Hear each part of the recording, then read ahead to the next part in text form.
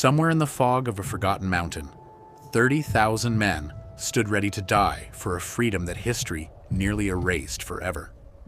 On the other side waited an empire that had never once accepted the word no.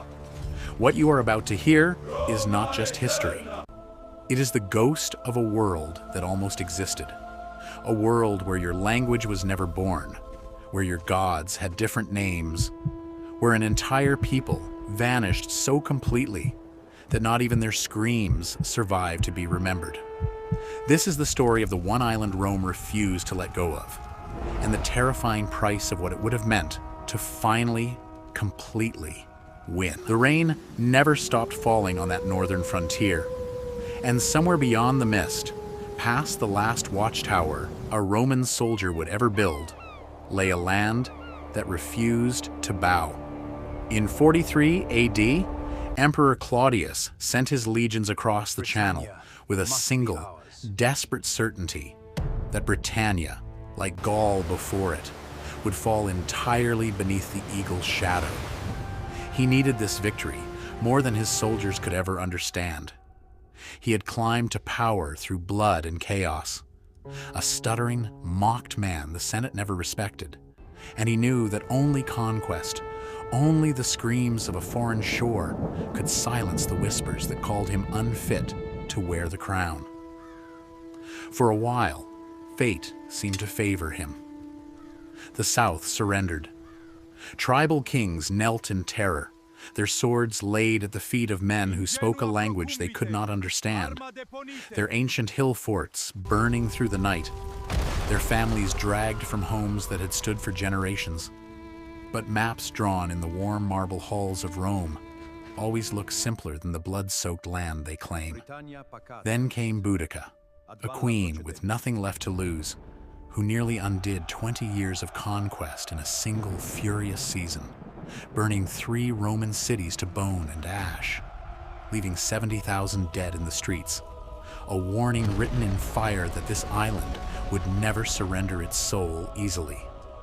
And still, Rome pressed north, deeper into the unknown, because retreat was a word the empire refused to speak, until in 84 AD, at a place called Mons Graupius, General Agricola stood face to face with the largest native army Rome had ever encountered on the island.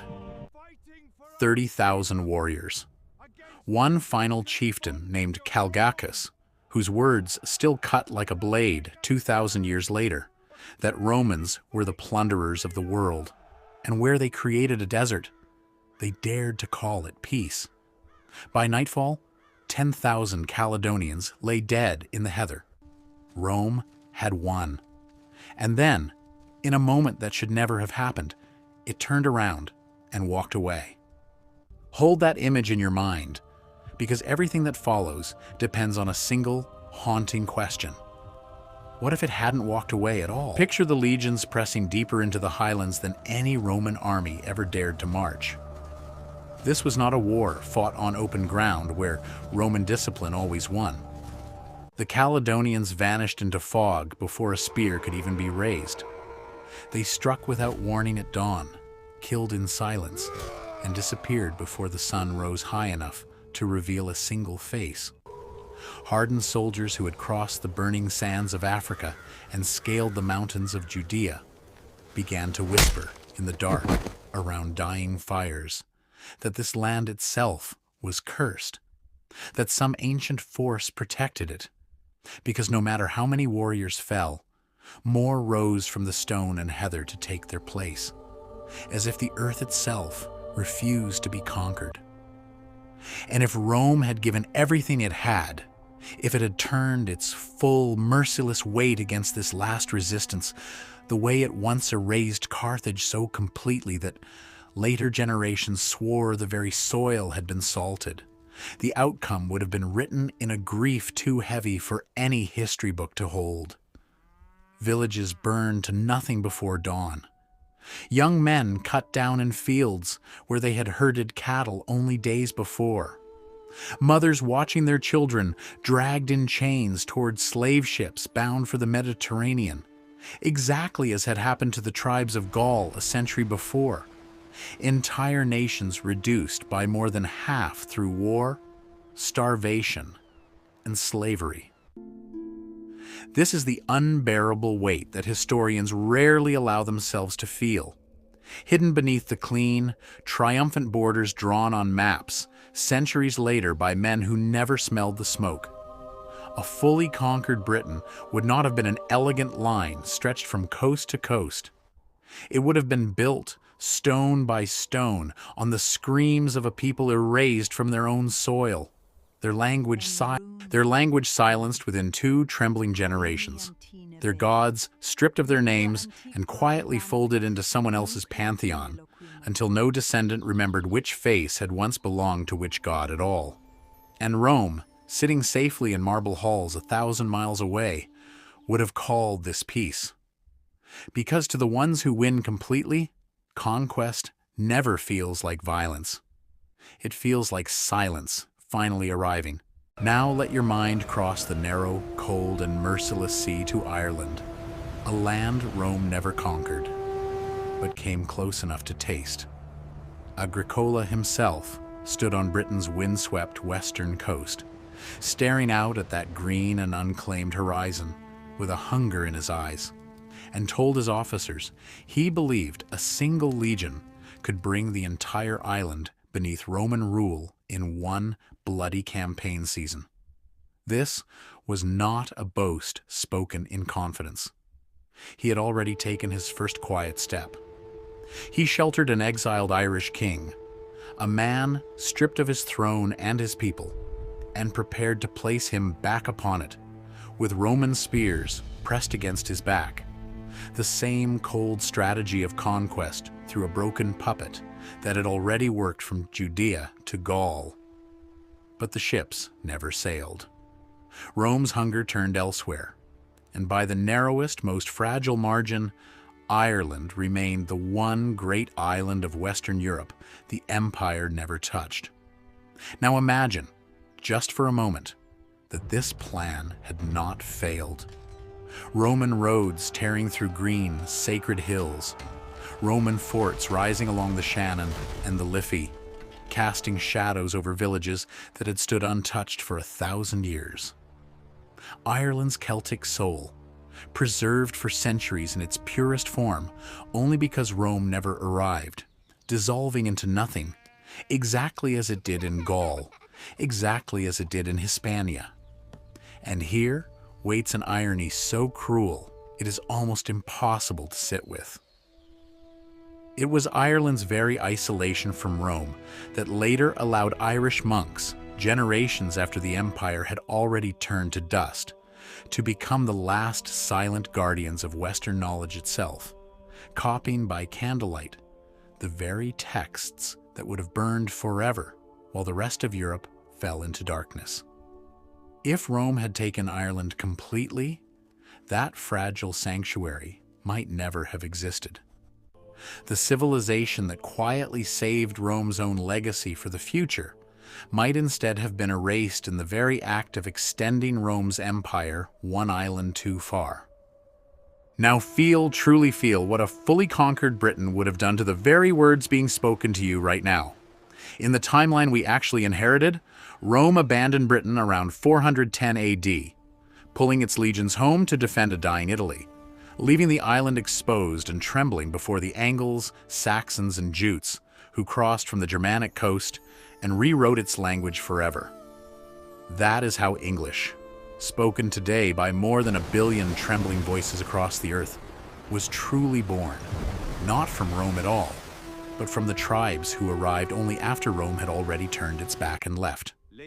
But in a world where Roman rule sank so deep into Britain's soil that it became inseparable from the island's very bones, the way Latin slowly transformed into French across Gaul or Spanish across Hispania, English might never have existed at all.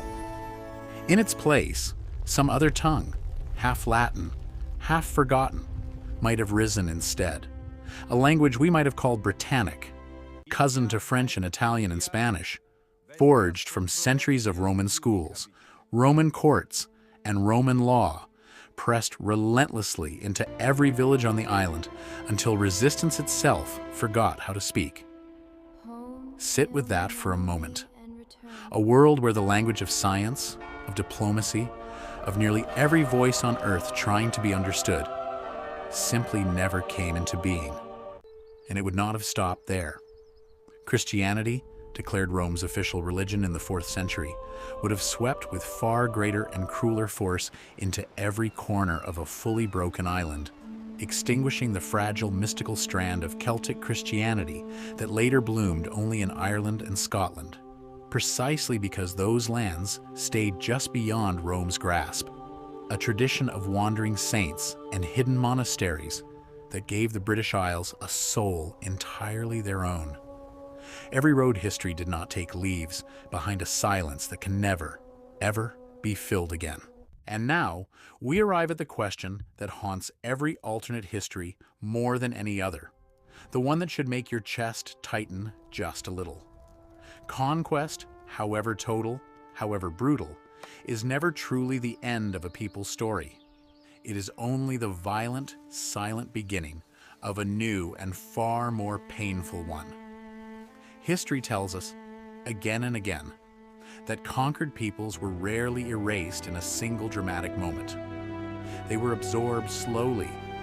Their sons pulled into Roman auxiliary forces and scattered to Egypt, to Syria, to the freezing edges of the Danube, returning 25 years later, if they returned at all, speaking Latin as a first tongue, remembering their ancestors' gods only as a fading, half-forgotten dream.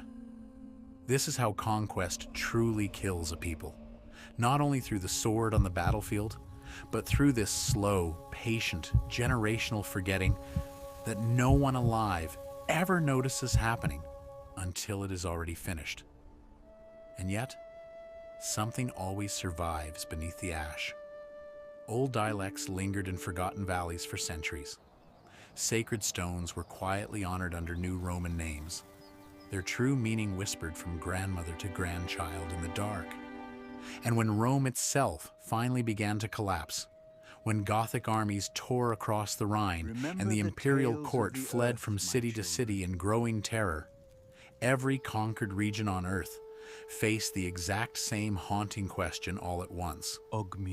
Would a fully unified Britannia, stretching from its southern coast to a conquered Caledonia, and perhaps even a broken Romanized Ireland, have had the strength to survive where the mighty Western Empire itself could not?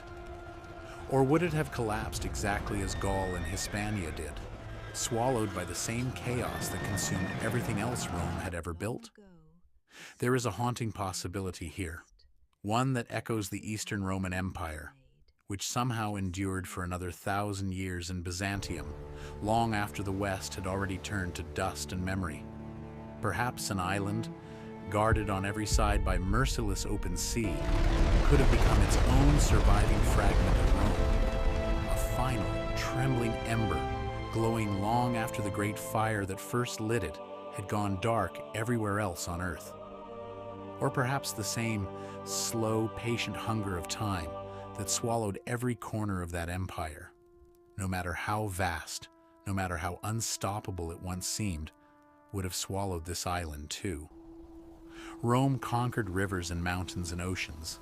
It conquered kings and gods and entire ways of life that had lived for thousands of years before a single legion ever arrived.